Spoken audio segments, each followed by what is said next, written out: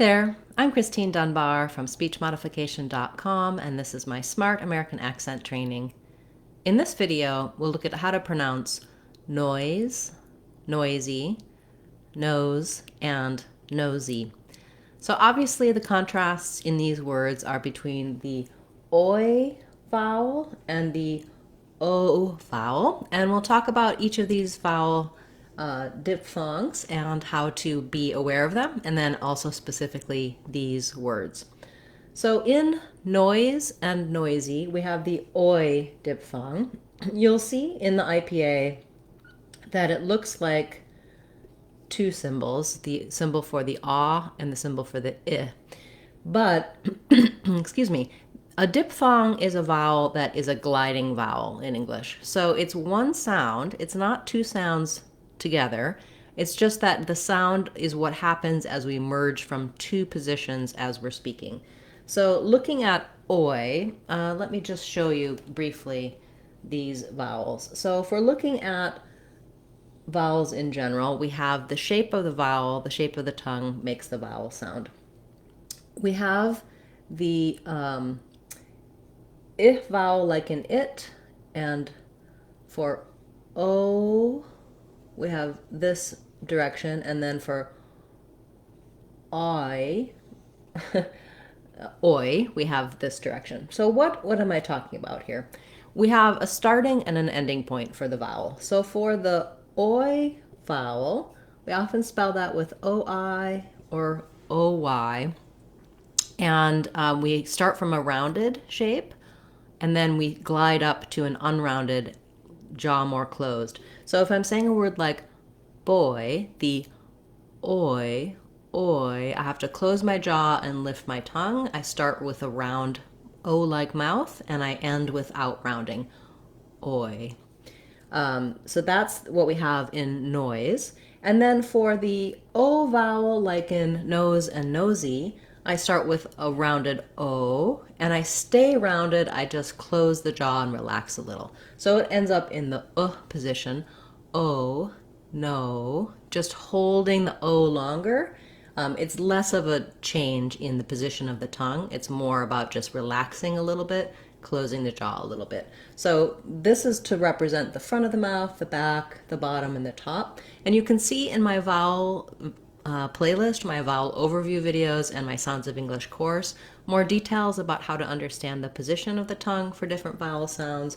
But for now, let's think about our oi moving from that kind of rounded open jaw to an unrounded closed jaw. Oi, boy, noi, noise. So you heard, as I was saying the word noise, you might find it helpful to say it without the final sound. Just saying noi, like you would say in boy or toy, gives you time to get that oi vowel. It's a longer vowel, it glides, and as soon as I put the Z sound of noise on, it might be harder for me to get both parts of that sound. So if you're having a trouble with the difference between noise and nose, it might be about how long you're holding the vowel and what's happening with those vowels. So for noise, I would again try saying oi, noi, noise, noise.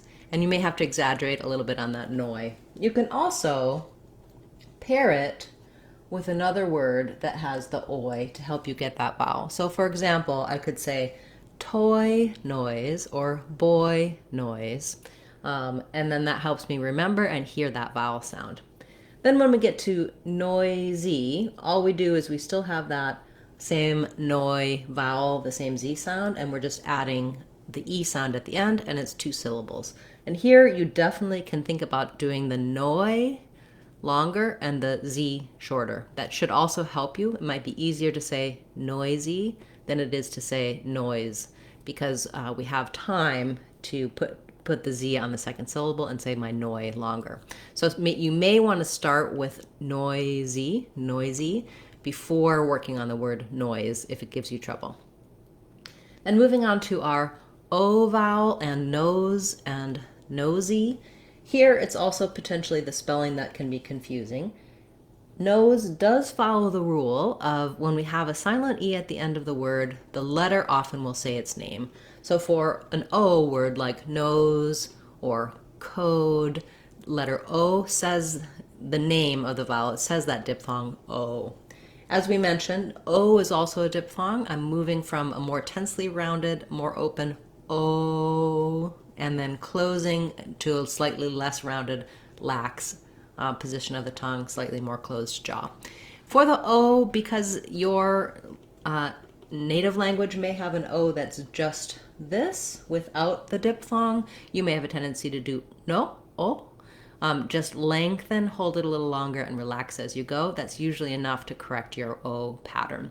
So trying, again, you can work on other words that have just the O without the Z at the end that can help you, saying no, holding the O longer, or go, etc. Go, no, nose, nose. Again, in all of these words, the letter S says the Z sound. That's pretty common for words ending with letter S or letters SE. They're often a Z sound. And then when we get to nosey, same thing. Just hold your no long and add your Z as your second syllable. Nosey. Nosey might be easier to do than nose. If that's the case, use nosey to help you with nose. Finally, once you can say noise, noisy, nose, and nosy by themselves, try them in some short phrases so that whatever issues or challenges you had with these words initially won't come back, because of course once I can say a word by itself, it doesn't always come into my speech naturally. I might need to build it up, do a little bit of phrase practice. So for example, I might say the boy is making a lot of noise. What is that noise? It's too noisy in here. I don't like noisy places. Her nose is stuffed up. That colleague is very nosy. And for those of you that aren't familiar with that expression, nosy, it means being in other people's business. So being nosy is being inquisitive, but possibly a little bit rude. So someone is nosy if they want to know things that really aren't for them to know.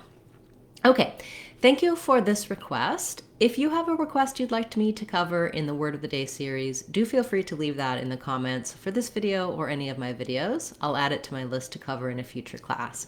I talked about our Sounds of English course on speechmodification.com to help you with all of the different sounds of English, the way they're spelled, the difference between spelled letters and sounds. Also, it talks about accent error patterns to watch out for and what words have these sounds. That course is just under $2 and a very thorough, helpful course, really good foundation so that you can pronounce any word you want in American English. I highly recommend checking that out. That's our Sounds of English course on speechmodification.com. If you haven't yet subscribed to the channel, I recommend doing that. You can then see my content in your homepage. Thank you so much, those of you who have subscribed, and especially those of you who've joined as channel members. I appreciate your support.